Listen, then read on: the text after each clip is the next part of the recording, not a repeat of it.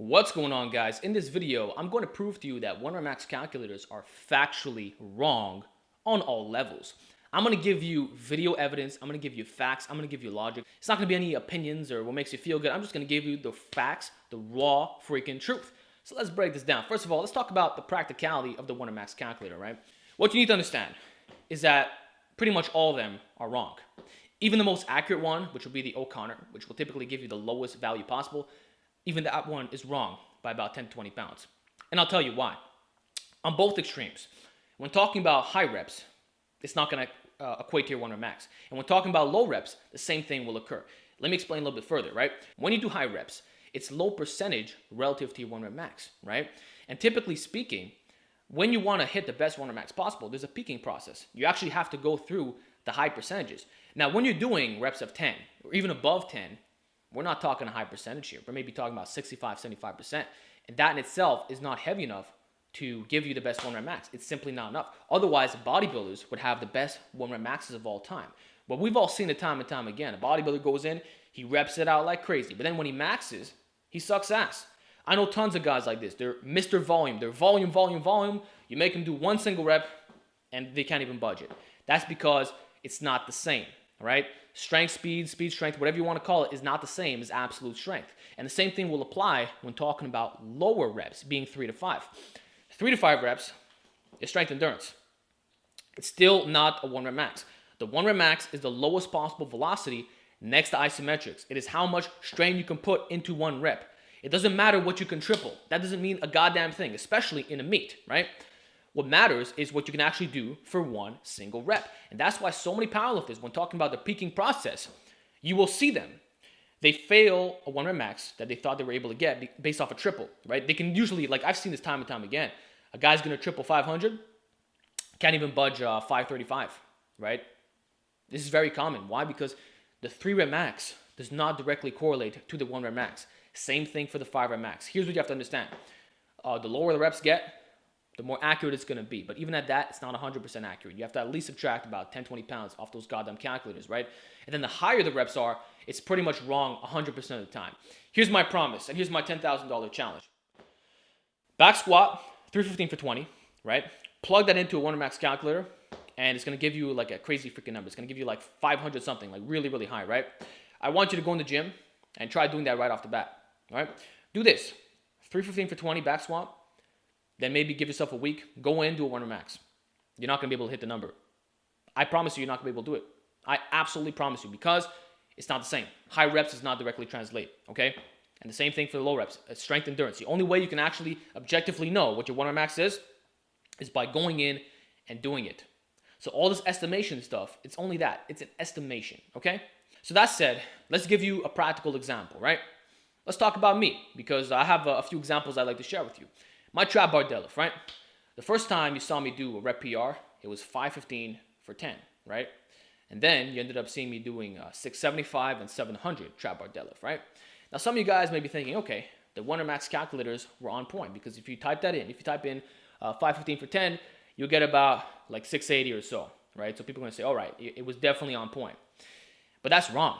That's wrong on all levels, because here's the truth, right? A few days after I actually hit that 515 for 10, I maxed out on the trap bar deadlift. And you want to know what I hit? 585.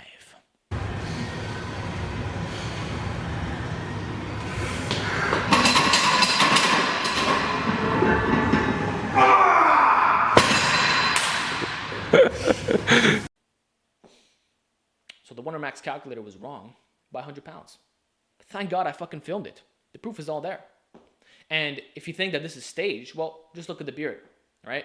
Luckily, when I did the 515 for 10, I had a big-ass beard, right? But then a few days later, I cut it off.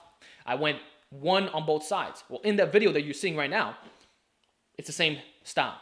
I did that a few days after my 515 for 10. So my 1 rep max was 585. 80 pounds off, 70 pounds off, 50 pounds off. Not one calculator got it correct, including the O'Connor. And you want to know something even crazy? With straps, my 1 rep max was 605. But I actually failed 625. Swear on my mother's head. Swear on my sister's head. Swear on my father's head. Swear on my brother's head. I swear on everybody's head. I swear on fucking your heads. I failed 625.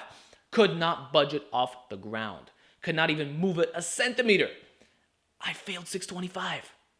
Every single calculator said that would have been easy to do, including the O'Connor. O'Connor estimated at least 645, right?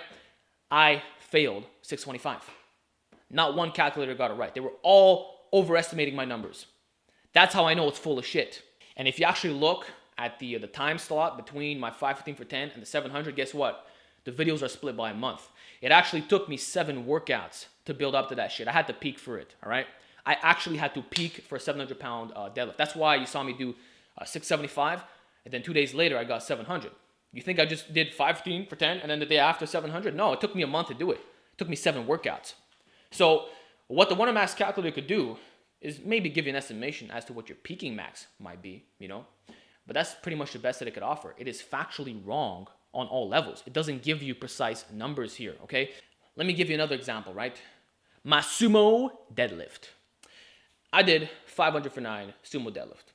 And then I went to max out the day after, and I only got, well, actually I failed 605. I couldn't lock it, despite hitching it.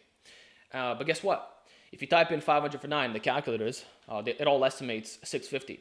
Very high numbers here. We're talking mid 600s for the most part, right? And then the O'Connor is about 615 or so. Now, some guys say that there's no way that this could be true. There's no way that their precious Wonder Max calculators could be wrong.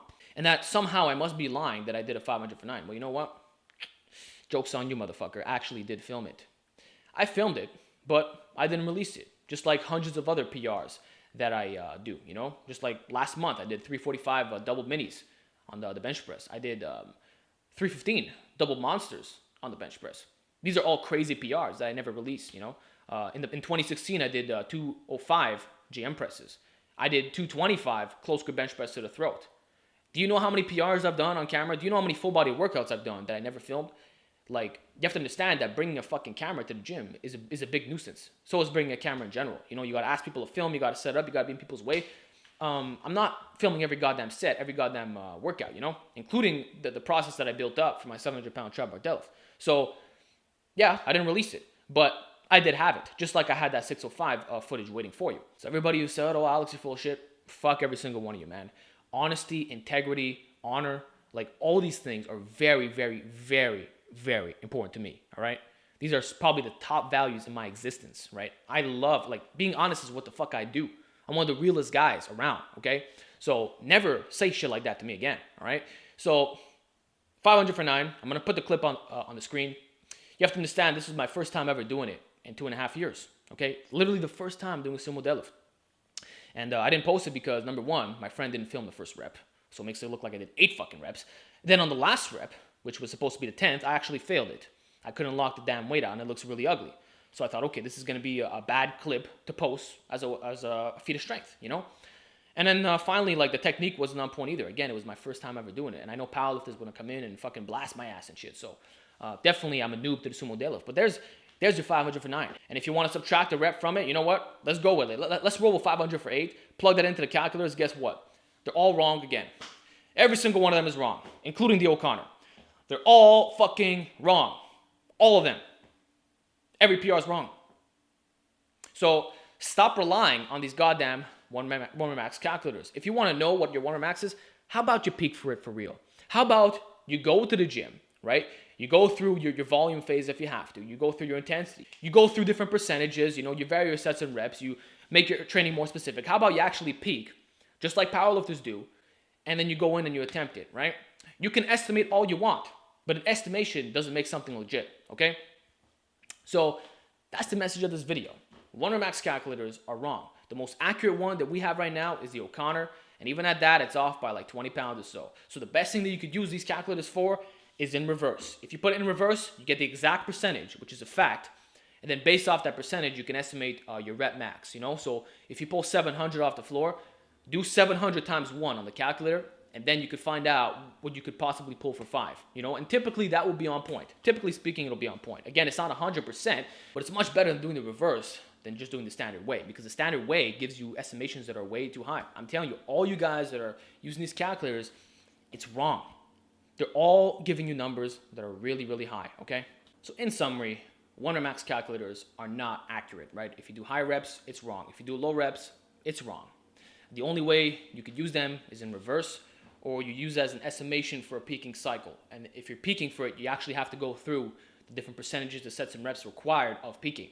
So you can't just be, for example, if you're doing linear periodization, you can't just be in the volume phase and then base your 1R max off that. It doesn't work. If you hit a volume PR on your first month of doing linear periodization, it's not optimal. You actually have to go through the various percentages to get that 1R max PR. Okay, that's how it works. This is actually how it works. So I hope that this video enlightens you. I hope that the practical examples give you proof, because I can assure you that these calculators are wrong. The most accurate one is your O'Connor, and even at that, 20 pounds off guaranteed. So hope you enjoyed this video. Give me some feedback down below, and I'll talk to you all next time.